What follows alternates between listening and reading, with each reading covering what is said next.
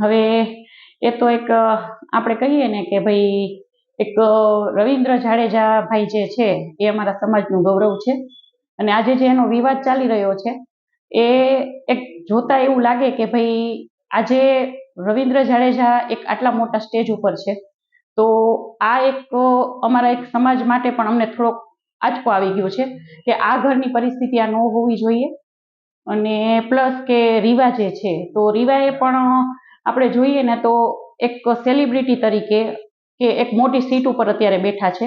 તો એક જાહેર જીવનમાં પણ જો આપણે કહીએ ને તો પહેલાં હું તો મારેથી જ વાત કરીશ કે મારી ઘરે પણ જો આવો કંઈ બનાવ બનતો હોય અને હું આગેવાની લઈને બેઠી હોય તો આ તો મને પણ શોભા નથી દેતું। તો જે પણ હોય એમ એ આ ન થવું જોઈએ। આક્ષેપમાં તો એવું છે કે હવે એ તો ભાઈ એમનો ફેમિલી મેટર છે પણ જે એમના પપ્પા ખુદ બોલે છે એટલે એક આપણે વિચારવા જેવું છે કે એક બાપની વેદના અને થોડુંક એક ઓલું લાગે કે ભાઈ આ ન જ થવું જોઈએ। બહુ ખોટું થયું છે। મધ્યસ્થી તો બસ એક હું જો કહું તો એક રીવાને એક માતા પિતા પોતાના કે સાસુ સસરા જે પણ આપણે સાસુ સસરાને માતા પિતા તરીકે જ અપનાવવા જોઈએ અને હશે જે પણ હોય તો રીવાએ એમના સસરાની માફી માગી અને ઘરે લઈ આવવા જોઈએ।